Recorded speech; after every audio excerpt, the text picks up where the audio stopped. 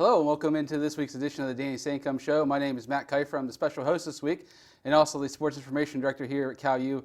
Alex King, the normal host, is traveling today actually to the PSAC Championships for swimming in York, Pennsylvania, where the Vulcans will be one of about 18 teams competing for some hardware out there in York. So Alex, I'll try to fill in the best I can for you. But Coach, thanks for letting me hop on board here this week. And know you and Alex have had a good thing going this year. Glad to have you, and Alex is playing hooky on us today. Yeah. I'm not letting him off that easy. But yeah, we got a couple games last week to look at, and then also previewing tomorrow's matchup with Seton Hill. First of things going back to last week was Wednesday against IUP. Obviously, they're a top 10 team in the country for a reason. It's the second time Cal U's been right there with them this year, but both times, unfortunately, just a little bit of a setback there. And IUP still has that top spot in the division. Can you just talk a little bit about the game overall? Yeah, a little disappointing. I thought we played really well for 35 minutes. I think with 5:03 left, it was a tie game, and we just didn't execute. We were 1 for 6 from the free throw line the last 4 minutes, and missed 2 front ends of one-on-one, and just didn't take good shots down the stretch. So that hurt us, they're a good team. They executed. They made the plays. That's what good teams do. But I just think we can learn from it. We watched that on Thursday and really talked about what we could do better, and I think moving forward we will do better. But they executed better than us the last 5 minutes of the game. Yeah, I mean, IUP in the first half, Malik Miller was in foul trouble. I mean, you had to like that, and you saw he only played 8 minutes to foul trouble. But Armani Foster proved why he's one of those top players in the region, having 19 points in the first half. He just talked about how he stepped his game up, knowing Miller would be on the bench, and even a couple other role players for them. Yeah, he did. I liked when Miller picked up fouls, and he wasn't in rhythm early in the game, which was good for us. But Foster was on fire, making threes, putting the ball on the floor, and creating for himself and creating for others. Those two guys are two of the best wings in our league, and they happen to be on the same team. So it's really hard to, guard them. He had 19 points and really carried them through the first half, making plays for himself, but also making plays for his teammates. And you expect those two guys to do that. They're capable scorers. They're capable facilitators. They do it really. They do it all. So, he got off to a great start. I thought in the second half we did a really good job on him in the second half, but they had other guys that stepped it up and were able to make plays. Yeah, we're watching the highlights there early in the second half. KU opens the second half on a 10-2 break after ending the break. That's got to be something you'd be happy as a coach, seeing a deficit at halftime, but being able to come back early in the second half to take a lead right here, about 14 minutes left in the game. Yeah, I mean, I think we had a 5 or 6 point lead at one point with maybe 9 minutes left. And we did a good job. We executed. We took good shots. They're so good defensively. They make it hard on teams to get good shots, but I thought we were hanging in there and executing well. We were doing a great job not turning the ball over, but when we did turn it over, it was a live ball turnover, and they hurt us. They scored off the turnovers. Yeah, Jermaine Hall had another double-double in this game with 18 points and 10 rebounds. Can you just talk about, as a coach, the benefits of having a player like that, and also Tim Smith there with the big three, having those guys who can stretch the floor when you have guards such as Brent Pegram and Zion Collins who are so good at driving, but also shooting the outside shot? I think all of our guys can play off one another. They really have the ability. Jermaine is so tough, a little bit undersized. He rebounds so well.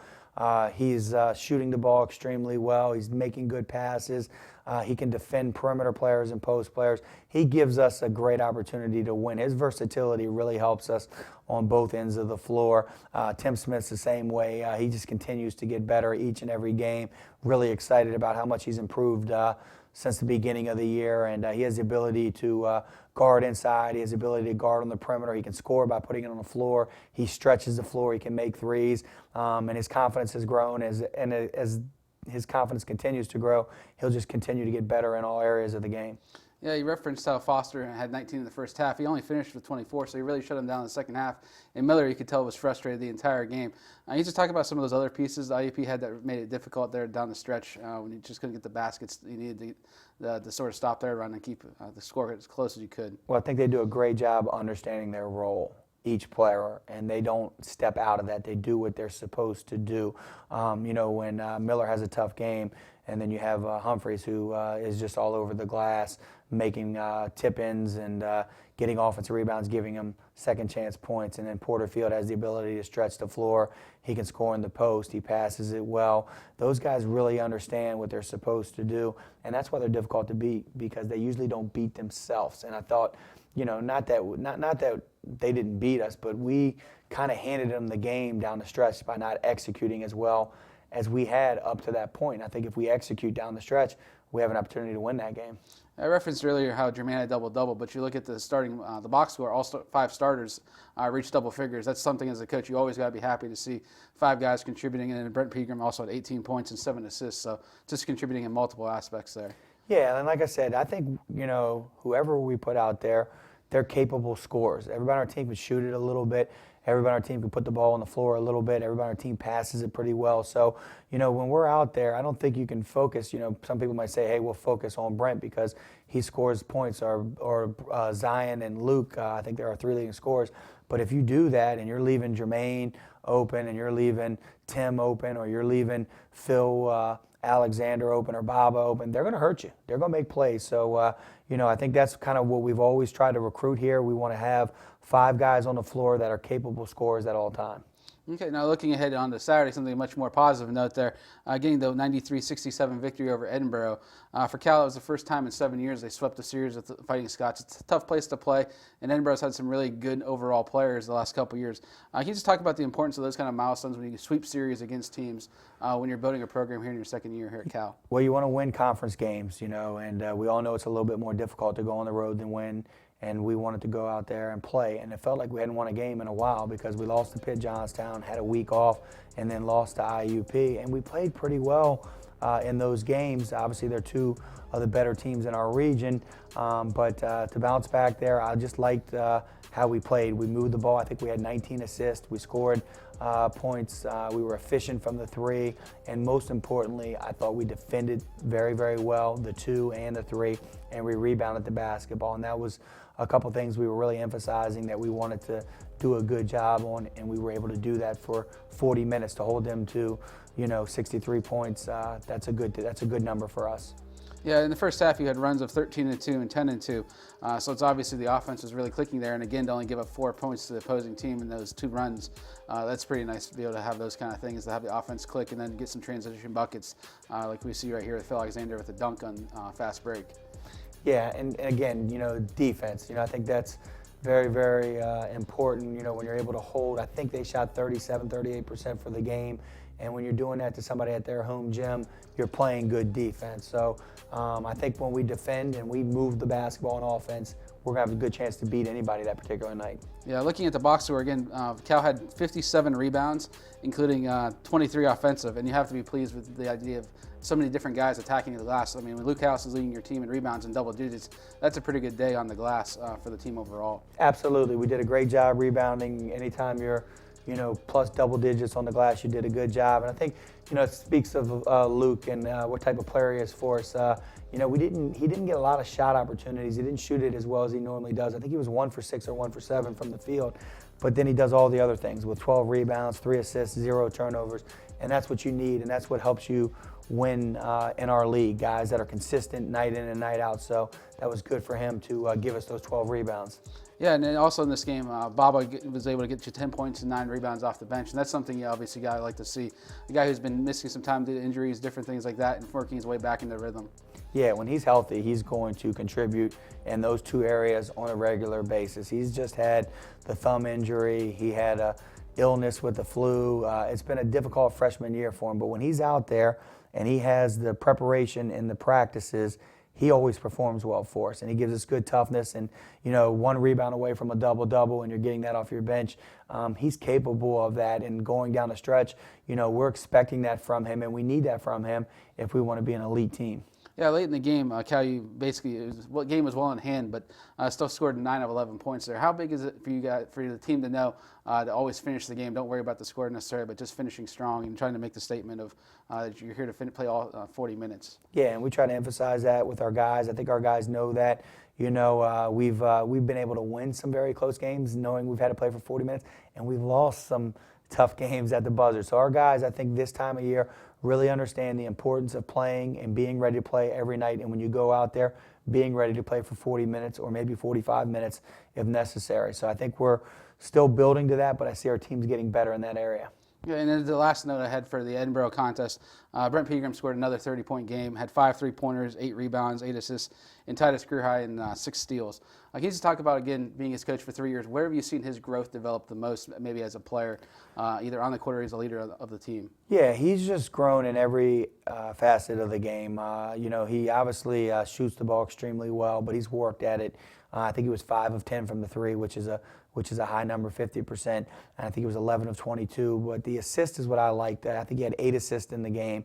And when he is able to get in the lane and he makes the right decision, we're really hard to guard at that point in time. Brent's always been a terrific defender on the ball.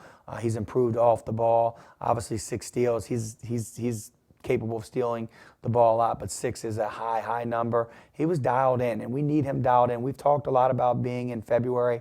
The month of February is important, and we want him to elevate his game this February. He had some back injuries last year, and we felt like February was difficult for him. We asked him to do a whole lot last year, and our team's different, but we want him to be able to make plays for others, get guys in position where they have great looks, and knock it down. And then we need him to score the ball as well and get us in our offense as well.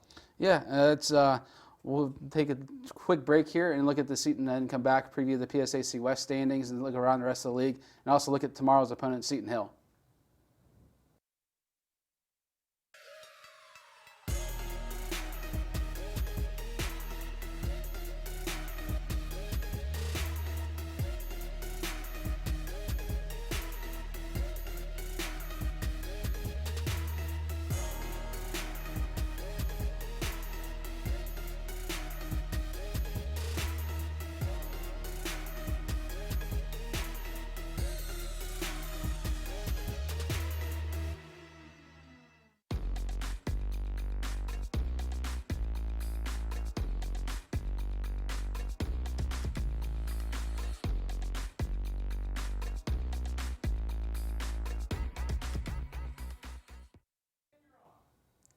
Welcome back to this week's edition of the Danny Sancomb Show. I'm your special host for the week, Matt Keifer, Sports Information Director here at CalU.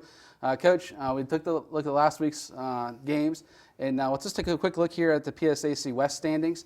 With only 4 games left in the regular season, it's obviously getting very tight in every game, meaning something.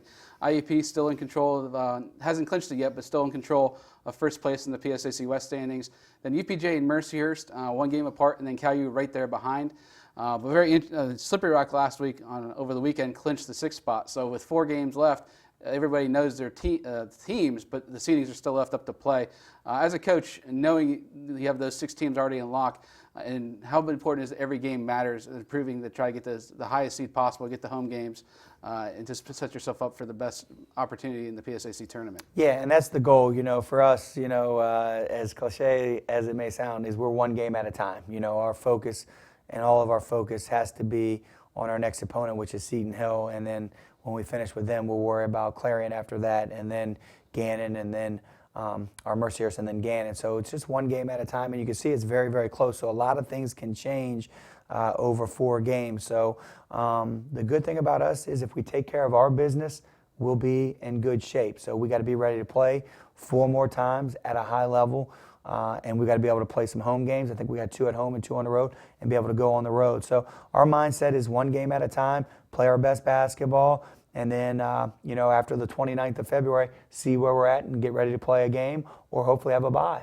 Yeah, we just took a look at the West there. We take a look at the East, a little bit more. Sure. More of a mix there, with Shippensburg being the only team technically in the PSAC East to clinch a spot, much less their own position in the seeding in it, which Shippensburg already has clinched that well ahead with a 16-3. But they need to see a jumbled mix there with East Stroudsburg, Westchester, Millersville, Lock Haven, Shepherd, and Kutztown, all separated by only basically 3 games there with 4 games left to play. So there's a lot left in the East still to be decided here the last couple of weeks. So it should be very interesting looking at some of the matchups coming down the road in the PSAC East. I mean, Shippensburg is a team you've seen already and know they're one of the best teams in the region this year.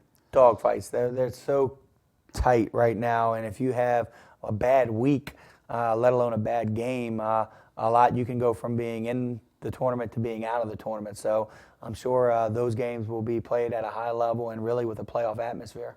Yeah, and then taking a look at Saturday's results from this past weekend, there's some good games in there, some really high-scoring games as well. Obviously, the Cal U game topping Edinburgh is obviously a great one there. But the Westchester-Bloomsburg game, you see 197, you're like, okay, it's a high-scoring game, until you realize Robbie Heath scored 50 points for Westchester. I know you were a prolific scorer in college, but 50 points is still an incredible feat in the game of basketball. 50 points for a freshman is unbelievable, and he had it going. I made a bunch of foul shots.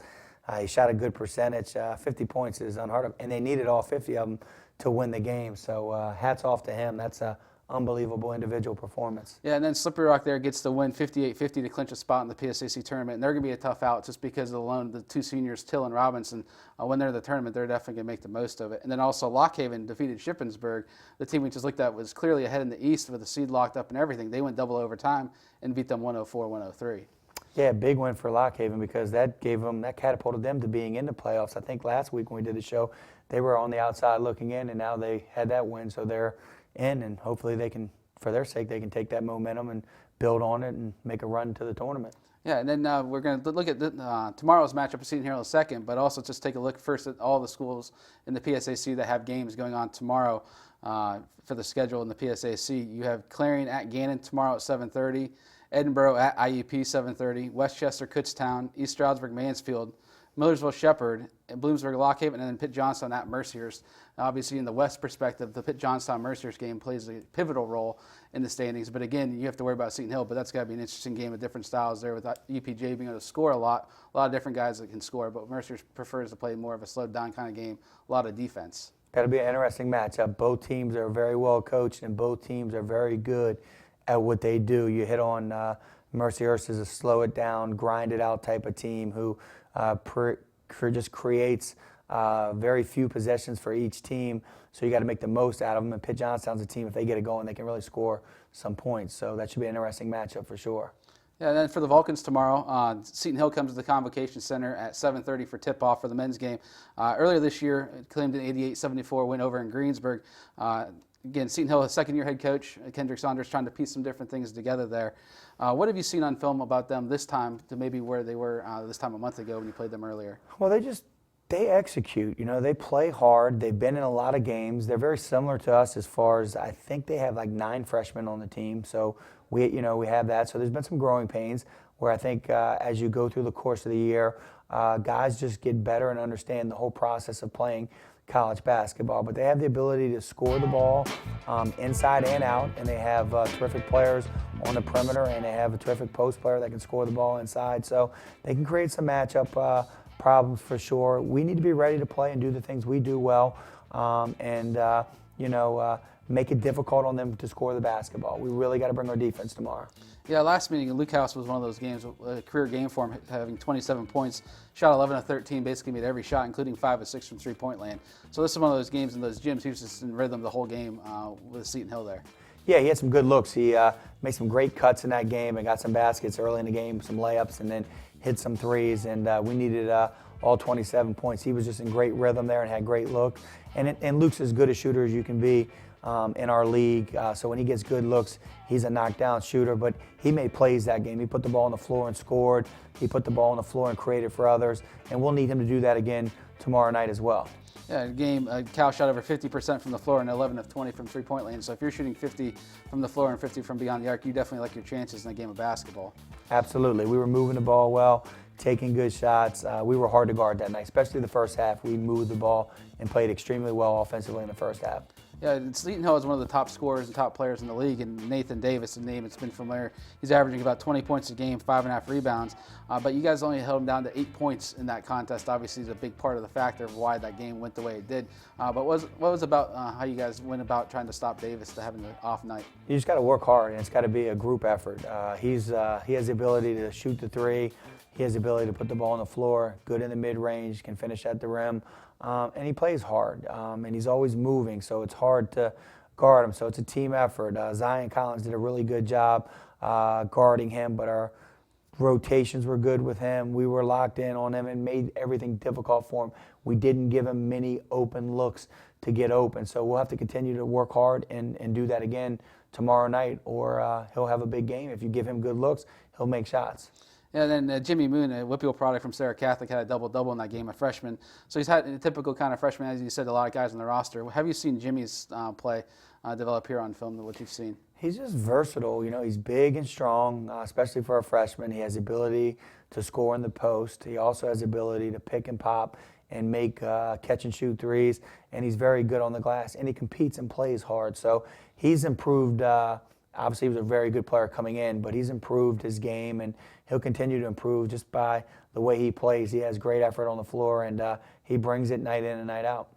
Yeah, okay. Well, again, that's tomorrow night, 7:30 p.m. in the Convocation Center, Cal U versus Seton Hill. Only have a couple games left in the regular season there. Obviously, home tomorrow, then on the road for 2 games at Clarion at the new look Tippin Gymnasium. I'm sure people in the studio will be excited to see the new look. It's been a couple years since people have been able to go there. The Nat Merciers, February 26th, and then Senior Day, February 29th against Gannon in the Convocation Center before the start of PSAC tournament, which is always going to be exciting. Yeah, it's so quick, though. You know, we start, and it seems like it's such a grind, and it really is a grind for the players, for the coaches. And then you blink your eyes, and here you are with 2 weeks left in the regular season thinking, where did it go? So we put ourselves in position. Hopefully we can finish strong and make some noise and end up with the best seed we possibly can for the conference tournament. But we're obviously excited that we have an opportunity to continue to play in postseason this year, and we want to get as high a seed as we possibly can at this point. Yeah, that's great. Again, tomorrow, 7:30 in the Convocation Center. You can follow all the action on calvulcans.com. I know at least a couple people in York, Pennsylvania will be following the game as well. But best of luck tomorrow against Seton Hill and to the Vulcans in York with the PSAC Swimming Championships. Alex King will be back next week, hopefully, so you'll be back to normal there. But again, my name is Matt Kiefer. Thanks again for joining us again for this week's edition of the Danny Sancomb Show.